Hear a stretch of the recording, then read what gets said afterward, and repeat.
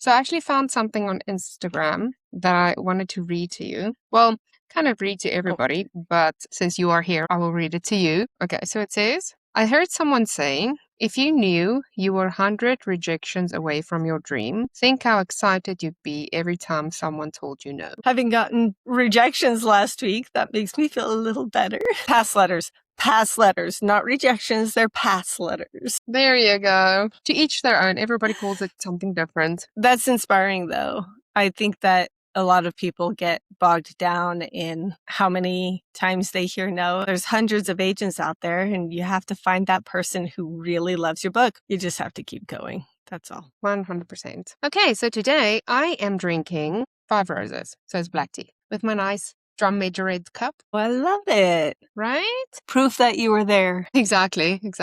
I am drinking just watermelon juice. I just like it. So there you go. If you recognize this cup, is the one that Hunter broke forever ago. And my friend came over and taught me how to do kintsugi and fixed it with gold. And it's messy because it's my first time I ever did it. And so gold got all over the place. But you know what? That's the whole point, right? That's what makes it unique. I love it. Exactly. And now I can use my mug again. I love it. There you go. Alrighty. Are we ready for this episode? I'm ready. Let's do this. Hey ho, let's go.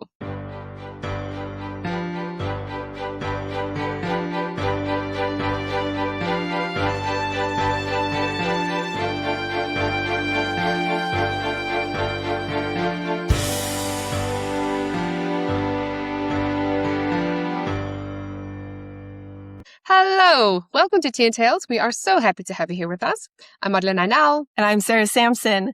We would especially like to thank Charlotte Stein and John Baumfield for joining us each week. We are super excited about this episode. We have our agent spotlight, and I think this is my personal favorite of every season because we get to hear from agents like who they are and what they want and what they're looking for. This week, we have Jessica Berg with the Rosecliff Literary Agency. Hello, Jessica. Thank you so much for being on this podcast. We are very excited to have you on our podcast and talk a little bit more about you and your agency. So I'm going to throw you in the deep end right now, and I'm going to say, make yourself the main character in a query letter. I love that. Okay. So who is my main character? Well, Jessica wanted a way into literary agenting world. Standing in her way was the barriers to entry and her unwillingness to go unpaid and work basically for free. So she decided to launch her own agency, taking a considerable amount of money, time, and effort into the venture. And if she fails, she will be forced to return to the drudgery of editing. Ooh. Editing is so hard for authors. This is what I'm getting from that. You wanted to own your own business because you didn't like working for other people for pennies or for nothing. And you don't want to go back to just editing. You're also an author. Correct. You completely understand where authors are coming from when we're trying to get our stuff out there. What is it about agenting that you love so much more than editing? Yeah, so editing is great because I'm a big story nerd. I can sit within story. I can get really in the weeds with conflict and stakes and arc and all that. But I found over the course of my editing career, I would work with authors for 3, 6, 9, 12 months, and then off they rode into the sunset, never to be heard from again. So there was this gap that I started to notice around year 5 or 6. And I thought, okay, well, yeah, just deal with it. It's fine, or find longer term clients. It's a rinse and repeat cycle. The editor is only needed when the author needs one, and then we go on. Rosecliff was founded with this mission of dismantling barriers to entry and making publishing more equitable. And I say that in sort of a circuitous way to say it wasn't so much I set out to become a business owner, but I set out to do something different in the industry because I saw the gaps that we have. I saw the ways in which it's almost like a rinse and repeat. And if you're not of a certain pedigree or you don't have certain college on your CV, then boom, sorry, it's all closed doors for you.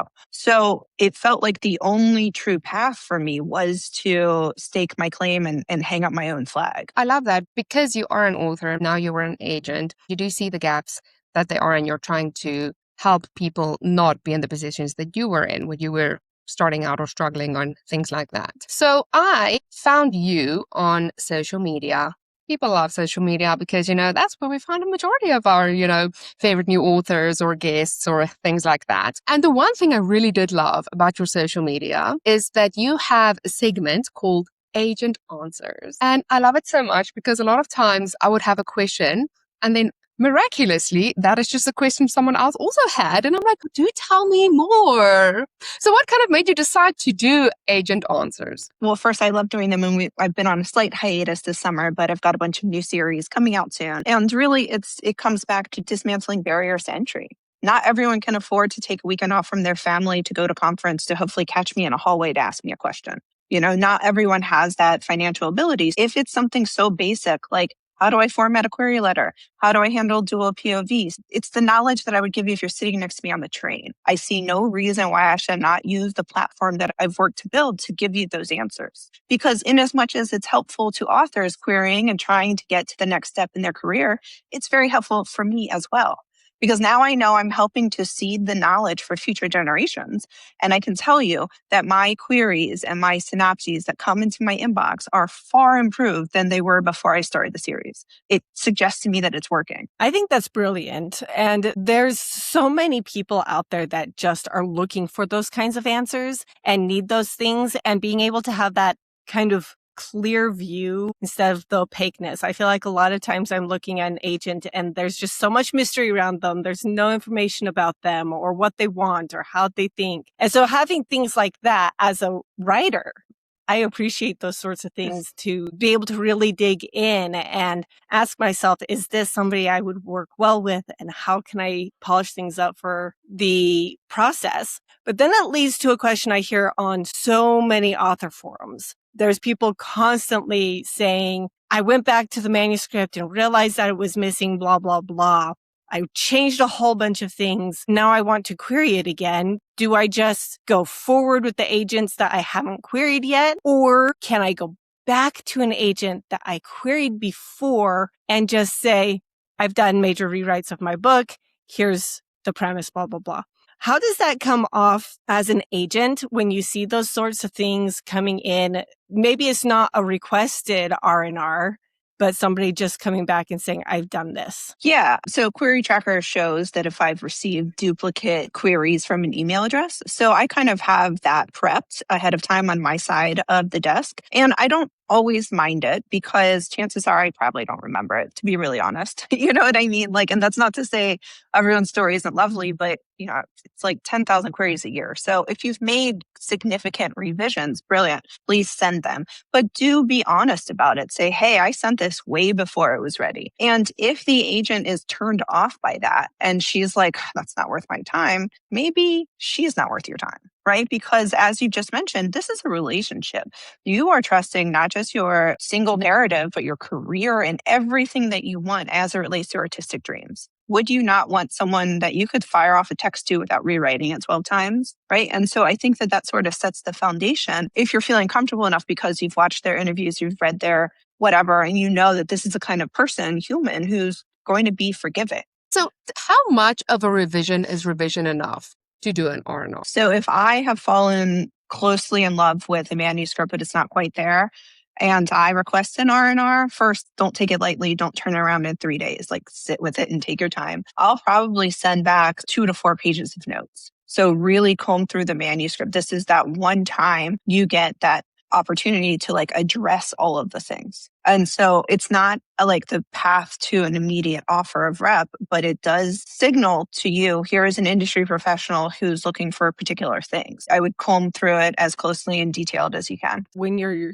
getting an R&R, maybe they took 3 months and they looked through everything, but only changed half of the stuff or adjusted certain things. What kind of response would they have to say? Well, I did this because of this. So is that still okay, even though you asked for it to be changed? How does that all work out in you thinking how well you can work with the author? Right. So it's dual. It's at once me saying, okay, can you receive and implement feedback without maybe understanding the end state that I'm leading us toward?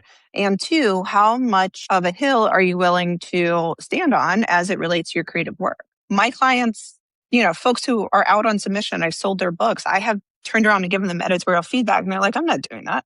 It's fine. It's your book, right? So there's a line. I don't want any author who receives an R&R to feel like, oh, I need to now acquiesce to every single want and need. And if you can substantiate why, and you can say, no, that's absolutely not going to work because this is who this character is, I'm going to believe you because that character was birthed from your mind and not mine. I can only call to your eye the things that I'm noticing, structural gaps, editorially, things that I think we can fix. If you are querying a new project to an agent, I think it depends on who you're querying. Like some agents just want a query letter, other want 5 pages, the other don't like prologues. I heard you don't like prologues. Not going to go into that. Anywho, so if you're querying a new project to an agent, do you have to let them know that you've queried them before, but it's not like the same novel, it's a different one? You can. I mean, one sentence there at the top of the query letter is fine. But again, I'm going to see that this is a repeat author.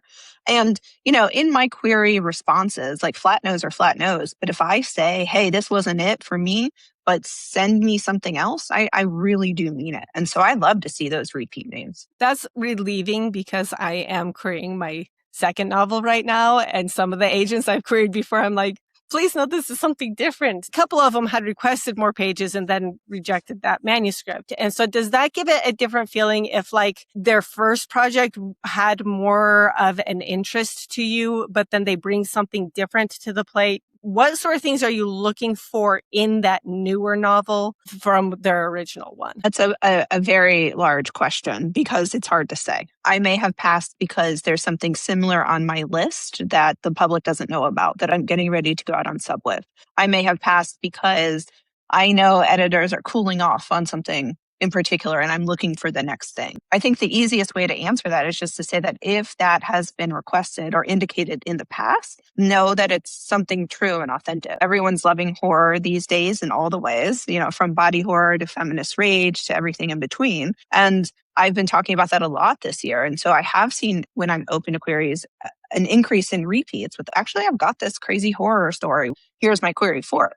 And so that's cool because I think as creatives, we probably are never always siloed into one particular genre that we write. You're going to have interest as your writing muscle grows, as your interests change, you're going to be drawn to different aspects of different genres. So why not try again? And also, I think sometimes agents go through seasons, and some seasons you just don't like romance. Other seasons you just don't like women's fiction. So you're just like, you know what, I'm just going to cool on that one. So might not be the best time to send that to me because I'm not vibing with it right now. Yeah. And, we never write to trend, but if I know that romance is going to be an incredibly hard sell, I'm probably less likely to open to that particular genre. I heard over the weekend an agent friend say, never sign a client for whom you're not willing to starve. And I was like, well, that's a heavy way to think about it. And then I was like, but actually, I'm never willing to starve. But also, I understand the intent here, right? Like, so if we're signing you, it's maybe not necessarily because we know the genre is hot, but like,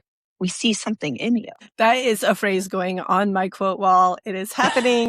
This is why I love the Agent Spotlight so much, because you get this perspective into part of the industry that is so confusing to a lot of authors, and to be able to hear that perspective and be like, you know what, that actually does make sense. So I want to switch a little bit into the query letter, because Sure. one of the things that a lot of authors hate with a passion is finding comp titles and being able to put their comps in their query, or when they say what books are like yours on that query tracker. So for you, what is the difference between comp titles and maybe a reference that compares to something that isn't comp title worthy? Like maybe it's a movie or an older book, or maybe an author that's super famous. What kind of balance do you like between those sorts of things? And do you like seeing just your typical last 5 years well-selling book versus these reference books? Sure. So comp titles, they're positioning devices on my end.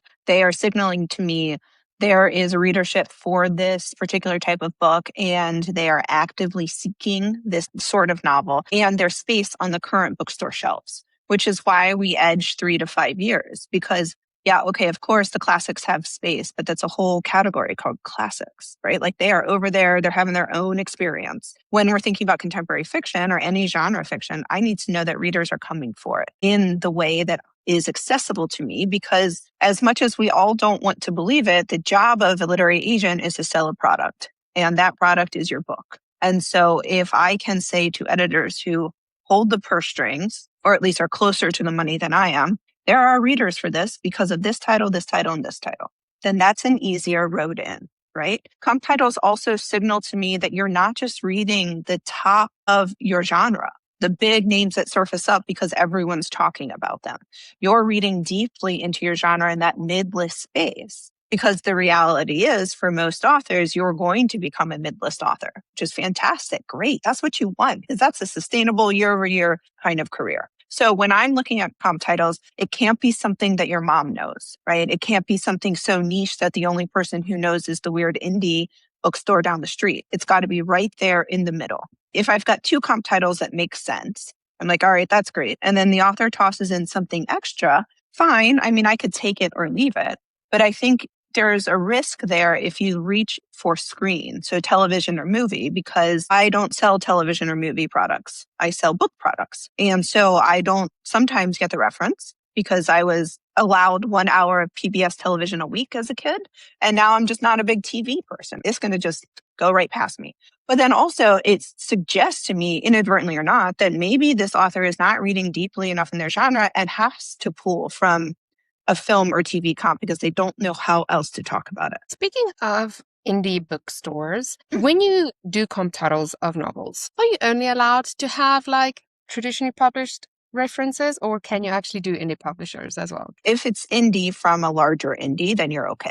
If you're a horror writer and you're comping something from Clash Books, Clash is huge, right? We know that they do all kinds of great stuff in the horror indie space. So I would be okay with it. If it's She Writes or Sibylline or one of these larger indies that we hear about often, totally fine. If it's like a vanity press or a hybrid press and it's a title that has like 2 good reviews, I'm going to take issue with that because, again, it's signaling if there's a readership for this kind of book. Understandable. And I mean, you only read so many books a year. Like, you're not able to read all the indie publishers and all the indie authors as well. Exactly. I mean, I do try to read a lot, as much as I can, right? There's also something to be said for whether or not the editors, if I end up going with your indie title as a comp when I put you on submission, is that editor going to know that indie, right? And so like it's all a trickle, because the editor has to then convince their marketing and sales team to take a chance on this book of yours. And the MNS people, they don't read it. They go off of what the editor says using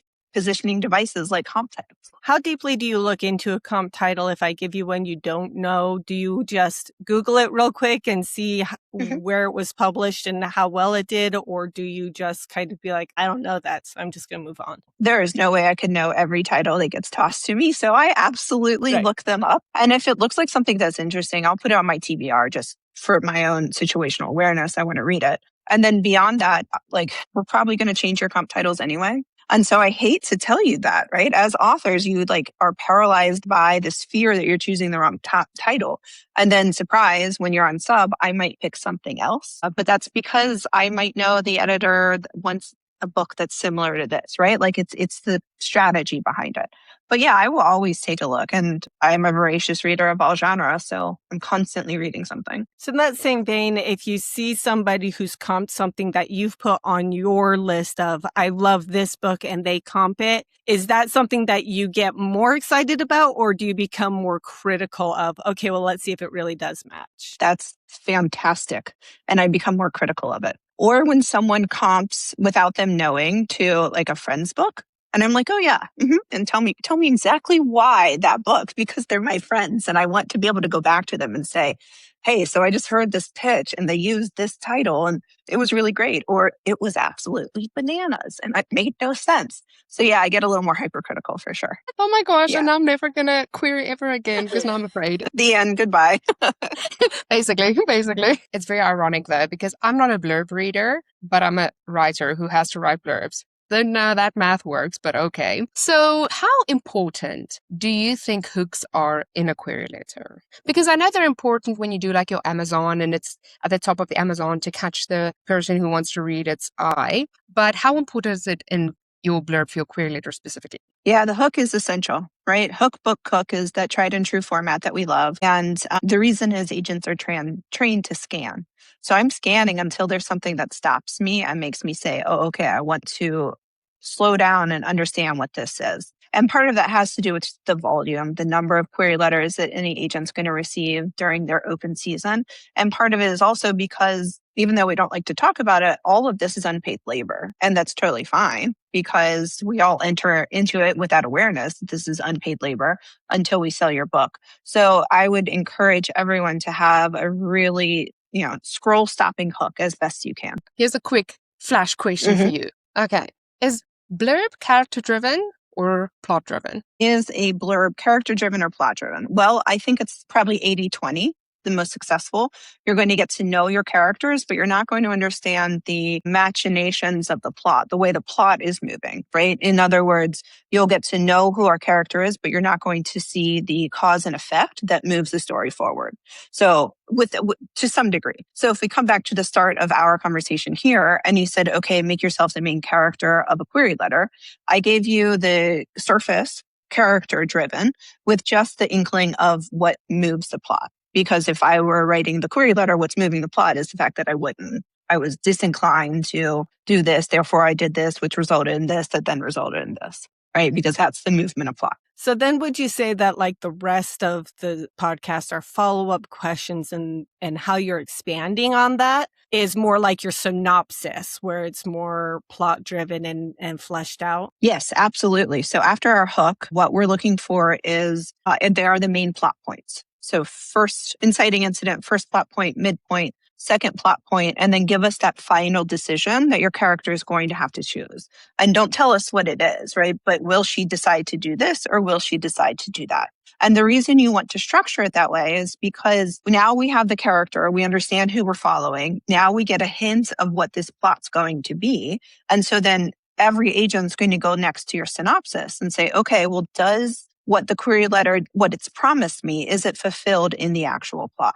And that's where we get into really the particulars of, this happened and because of this happened, therefore this happened, and so on to get the causal links of the plot working correctly. Okay, that makes sense. And so when you write your query letter, we always start with a lovely little bio. And can I just say, side note, okay? Every time that I watch like a video of you or like a little insight that you give or a tip, I'm just like, I did not think about this. Very interesting. Now I'll have to go sit in a corner and think about what I've done with my life because you have the most interesting ways of like approaching situations or topics. And I'm just like, why did I never think about this? And so for bios, that is one thing that really caught my attention because you mentioned that writers are writing their bios in the wrong way. And I'm just like, rude. Don't you want to know about my cat? Like, it's a very nice cat. So what are you talking about? And so I love the example that you used for your fancy restaurant. So can you tell us a little bit more about your example that you use and how authors should actually write their bios? So I too have a cat and my cat is integral to my life and I'm delighted to bring him into every video that I can, but no one cares about that, right? And so what we're looking for in a successful author bio are the things that are the meat of you. Who are you? I don't need the surface level. This is how you want your coffee. This is what you'd like for your starter. And I want to know your mains. And that can be anything from your professional accolades to your personal life. But the whole point there is to say, this is why I'm the person to write this book. Right? And whatever that is. So if you, in fact, have written a book about a cat, this book was informed by my cat. Great. Now you brought your cat into it and we're all very happy. If that has nothing to do with the narrative, unfortunately, we can't have it in the bio statement. Right. So when I'm writing my own bio, I'm positioning myself as here as who I am. My professional background makes sense because it substantiates my bio. And here's what I've done, and here's why I'm the person to be doing whatever it is that I'm doing. I would much prefer to tell you I love Olympic weight training and used to be a long distance runner, and Larry has been to 16 countries. But unless I'm writing about oldie training, cats going to 16 countries, or running, it just doesn't matter. So we want the actual meal. Give me the whole meal. I love that analogy because I feel like a lot of us want to just feel like a real person in the bios. And so we add things that are maybe fluffy. So are there ways that we can make the bio feel that personality, that I am a real person, I'm not just a bot that's sending you something because I love AI and we all hate AI, that we can make it feel like that personal touch of, I think of people that I know who write stories where they have children with disabilities and they're trying to bring that into their bio, but not have it also feel like too much information. Yeah, there's a fine line there, right? So if the narrative is informed by their lived experience being a caregiver to a child with disabilities, that's the sentence. And then how do we humanize it? Well, we say, you can find me online. Here's what I talk about online. Check out my website. Here's my Instagram. Because all of that then layers into who you are as a human. Our query letters serve one purpose, which is that it's marketing copy. It's your first chance to sell yourself to the agent, right? And so when we add in the fluffier details, it risks being construed as less than professional. That said, come back to my earlier comment about wanting a professional relationship with an agent for whom you could text really quickly, right? Like that's maybe how it starts is, yeah, here's a very professional query letter, but where you end up is, okay, well, do you need to see Larry right now? Because I'll show you him, right? Like I have a client who she's got a book coming out in less than a week. We're very, very excited. And she'll routinely text me from the gym to say like, oh my God, my trainer just put me through this crazy thing because she knows how into fitness I am. Now, if she had started the query letter with that, like, I don't know that we would have arrived here. That's how you develop the relationship. Yeah, 100%. So are you a fan of people adding their like social handles or websites at the bottom of a query letter? Definitely. I love to see it. I mean, it's included in my professional bio. I'm chronically online and I give my Instagram handle because that's, as you said, right? Like this is how we find our people. Yeah. I mean, if only you raped romance, but you don't, so I can't query you. You should check out Shannon Snow at Rosecliff Reps Romance. So you might check her out. She is on my list. She's lovely. Yeah. Yeah. Good. And so pages, sample pages, because again, every agent is different. We know that you just have to kind of read what they want, but pretend all agents are the same. And an agent asks for 10 sample pages. But see, so in Afrikaans, we call it a pluggie because I'm a very rule follower. So I'm like, if you tell me 10 pages, it won't be like 1 comma after 10 pages. It shall be 10. If an agent asks for 10 sample pages, but your chapter doesn't end until like page 12, can you send the full chapter or do you just plainly stop at 10 pages? If it's truly just a page and a half or 2 pages over 10 and you want to give us the entire unit of the chapter, I feel like most agents are going to be fine. It's where you edge into 15, 16, 20 pages when they've clearly only asked for 10. That's really where we're going to come into challenge. And the reason we do the 10 most often is because that's usually about what a first chapter is in terms of word count, page count. And so hopefully you can get it condensed in there. Now, if you've committed the egregious error of having a prologue, we would not include the prologue in the sample pages because you're not telling me anything. Right? We want to start where the story starts, which is why you shouldn't have a prologue anyway. If somebody does have a prologue and they don't send it in the first 10 pages because that's not what you asked for, if you were to ask for more, would you then want them to say, hey, I also have this prologue, so it's actually going to start here for the prologue and then chapter 2 here? Yeah. I mean, by the time someone's asking for more, if they're asking for a full or a partial, you kind of got them on the line. So just, hey, by the way, there's this prologue. So I'm including that here that you didn't see in sample pages, but this is the complete manuscript. Fantastic. And the other question I hear a lot of people ask about pages, so I'm going to ask it, is the industry standard, as I understand it, is that 1 page is approximately 250 words. And then you take that times 10, and that's how many words you want to go. But then I have other people like, but my 10 pages is here and it's like 500 words more or whatever. Would you as an agent have more concern if they don't understand, 250 words times pages and you're seeing closer to that number versus when it actually comes in and maybe they've done 1.5 spacing instead of double spacing. So it's more per page. Like, does that throw any red flags for you or do you not really care? I mean, I probably wouldn't notice 1.5 versus 2 spacing. I do say I want double spaced pages. There's a lot to be said for just follow the instructions the way it is. And the reason the 250 times 10 is because then you've got a chapter that's roughly 2,500 words. And if we can assume that our novels are 80, it's really easy, especially after Save the Cat and Story Genius came out and we were all thinking about percentages and the way we hit certain marks at certain times in novels. It just made it really easy to say, here's 10, that's going to be our first chapter.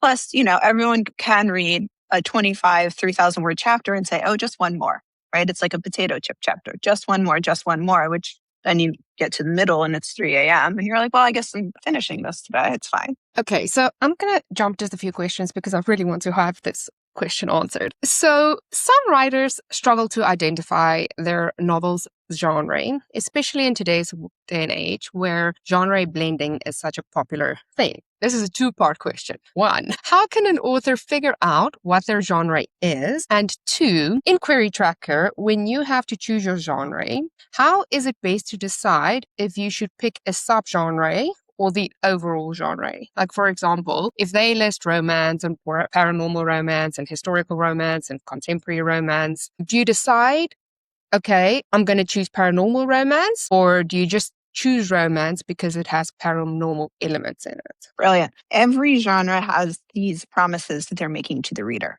For example, in romance, we'll stick with that. We know we've got two characters who want to come together for some reason, and there's something standing in the way, right? Or there's someone standing in the way. It's a basic construct of flatline contemporary romance. But let's say you've got some kind of paranormal clog in the wheel that's making it impossible for them to come together. Then we could call that paranormal romance, right? Because we're leaning into the big constructs of genre for romance and adding in those elements. If it's thriller, we know we've got an external clock that's ticking outside of the plot that's making our main character act quickly. They're forced to act because there's this external pressure that's looming down on them. In cozy mystery, we've got an unlikely sleuth who's tossed into solving a mystery that they otherwise would not solve. So when you're classifying, you're looking for, okay, what is the promise that I've made in my pages to my reader? And then we work outside from there. There are tons of resources everywhere. I think I even have a glossary of the 50 genre terms authors should know. Because as soon as you can figure out what that main genre is, then you can say, okay, if I've got a thriller, but I've got a bunch of feminist rage horror that's compounding it, then I know I've got thriller plus feminist rage plus horror.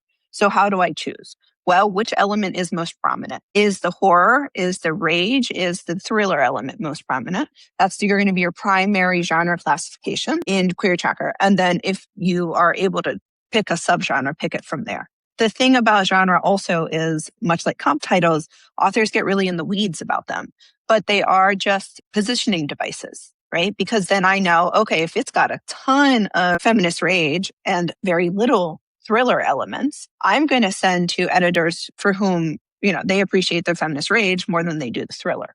And so very easy to allow it to be a big deal for you, the author, and it's really not. Pick what you think is right. I have never once rejected a query because somebody called it whatever and it was a wrong classification. Unless, of course, you're like, it's a contemporary upmarket literary thriller horror novel with elements of psychological suspense, domestic terror, blah, blah, blah. And then I'm like, I think we should probably come back to whatever this is. So don't worry too much about it. Thank you. Okay, that's a little bit of relief in my chest. I absolutely feel like sometimes we can try to over-explain our novels instead of just being like, what's the core? What's the purpose of it? I feel like a lot of people will collect all these things, get everything together, and then pitch querying over Query Tracker or email and feel like they're screaming into a void sort of a situation. But then a lot of people will say, okay, you know what? I'm just going to go to a conference. I'm going to get in front of the agent in person, give them my pitch and see what happens. And sometimes we can hear that you get some really good feedback from those conference pitches versus the querying. So how do you feel about taking pitches in conferences versus querying? Do you look at them differently? Or is there a difference in the rate of response people are getting at conferences versus emails simply because it is just a pitch? Right. So conference pitching and query letter pitching are completely different. In a conference setting, you've got as little as 5 minutes up to 15. And the point of conference pitching is that you're starting a conversation with the agent. And so because of that, we have to approach it differently. It can't just be, here's help book cook, because no, it's a conversation, which means you sit down and you introduce yourself, and then you tell me 3-4 sentences about your book and allow me to ask questions. I do a lot of conferences. Last year, I think I topped out at like 35 or something. And so I've been on the receiving end of a lot of like fire hose where, the author will just monologue for 5 minutes and then someone calls time and I'm like, thanks. I'm sorry that you couldn't get anything out of it. And I think that's because we don't give enough attention to how we prepare for in-person conference, right? And how we think about what is our book about? Because that's the most paralyzing question. What is your book about? I don't even know. Did I write a book? I don't know why I'm here. I'm having an out-of-body experience. And so I always recommend doing a lot of prep work. You looking in the mirror, you recording yourself on the phone, you practicing telling strangers what your book is about, having them ask questions, anything you can do to start to feel more comfortable. Because I can spot it immediately. Often an author will forget to introduce themselves. They'll just sit down. And generally, I don't get a list. They just tell me when it's time to go home. So they're just, here's a new person. I'm not sure who you are. So author will forget, and then they'll just give me the entire backstory. Here's the world building when my character was 7, all these things. And sometimes if I'm feeling sassy, I'll interrupt and say, okay, but who is your character? What do they want? I'm like trying to pull us back. I just wrote a piece for the July-August issue of Writer's Digest about how to prepare for in-conference pitching, because it is something that I think we need to focus on more. I can't say that the rate of return is any greater than if you're in my query inbox. I'm like thinking through my stats right now, and I think it's about the same. I'm going to request a project if it's of interest, if it hits my list, and if it makes sense for what I'm thinking about, like strategically, editorially for my next round. If I were to sit down with you, query letter, I usually have like, here's the book and the genre, and here's the blurb, and here's who I am. So if I were to sit down with you, I would kind of want to flip that around then. Be like, hi, this is who I am. This is why I write. Good to meet you. Here's my book, and here's the comps that it's like. Or would you want those like comps and metadata and then the blurb? Right. So I wouldn't even waste time with the metadata or the comps. Allow the agent to ask that question. Hi, I'm so-and-so. I'm so excited to tell you about my novel X, complete at this many words. Novel X follows blah, blah, blah. And the same thing, you're giving us the plot paragraph that we would see in a query letter. So novel X follows a newbie literary agent as she navigates blah, blah, whatever it is, right? And then pad in a ton of time for that agent to ask questions, because that's what you want. And that's when they're interested. When they're following so closely with the plot, they say, wait a minute, tell me about this. And what is that? And it's a conversation instead of just you word vomiting. I know during COVID, a lot of people did like online writer conferences because, COVID. And like you've mentioned way early in the episode, that not all people are able to afford going to conferences and things like that, which is why you started doing your Agent Answers segment. So would you ever actually consider doing online writer conferences? Oh, I do tons of them all the time. Yeah, there are a lot of conferences that will host online only events. And so I am more than delighted to spend a Saturday taking pitches in the comfort of my home and you in the comfort of your home. It's a lot to travel all the time, right? So yeah, that's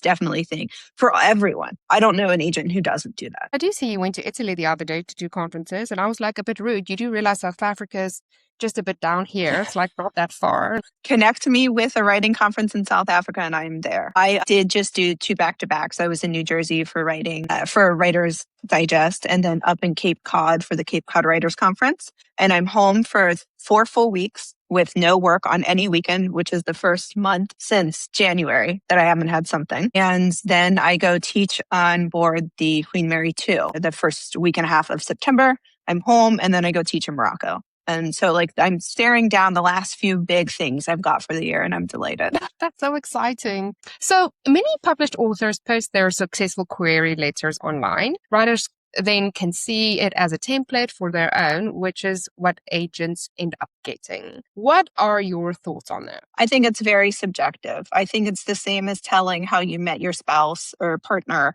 and then everyone trying to use that to find their spouse or partner. This is a creative business, right? It's not cooking. And even in cooking, it says a 1/4 tablespoon of nutmeg. You don't like nutmeg, you're going to use a 1/2 tablespoon, right? There's no science to it. So your best bet, the highest rate of success is to do your research, to figure out the agents who are looking for this kind of stuff that you represent. Find agents that you think you might align with on a personal level, and then sending out batches of query letters rather than, 100 at a time, because you can test your hook, you can test your book, you can test your cook paragraphs to see what's actually working. I think that's just like logical sense. Like, just because me and 3 of my friends think that my hook is working and that this blurb is fantastic doesn't mean it's going to be pulling the agent's attention as they're scanning through things. Jessica, we appreciate everything that you have said today and your time that you have taken with us. If you had one thing you wanted to say to a brand new writer who is entering the query trenches, what would that be? The thing I would say to an author coming into the space is do not take rejection personally, because it is very, very rarely a verdict on you as a human, your personhood, or your ability to write. So often in our industry, a rejection is internalized to think, I've done something wrong, I'm not strong enough in my writing. And while those things could be true, the reality most of the time is it doesn't fit my list. I'm looking for something else. I've got something that's close to it. And you will make yourself absolutely insane trying to work out what that rejection means. So yes, receive it, say, okay, I can improve, I will improve, and then put that out of your mind as who you are, because it's not who you are. That's brilliant. Thank you so much for joining us today, Jessica. Thanks for having me. And for the viewers who would like to find more on Jessica, you can find her on Instagram, YouTube, and Pinterest at Jessica_Berg. You can also find her website at www.jessicaberg.me or Rosecliff Literary at www.rosecliffliterary.com. And we will have all of those links in the show notes. We like to keep things short here on Tea and Tales. Get your fingers back on the keyboard and your pens back on paper. And if you like what we are doing here, if you love the guests that we have on and the topics that we are discussing, go follow us on Instagram, Threads, and Facebook at Tea and Tales Podcast, and on Twitter/X and TikTok at Podcast Tea Tales. And go follow us on YouTube as well, and subscribe to our newsletters so that you can see what we been up to every week, and you can get a link to every episode that we release each week. Then go to that purple icon on your device and go to Spotify and like and share and comment and tell us who has been your latest agent you queried. And then you can go help us go up to moment. Then join us next week when we will be speaking about reclaiming your voice through storytelling with author Amy W. Vogel. Happy writing! Bye!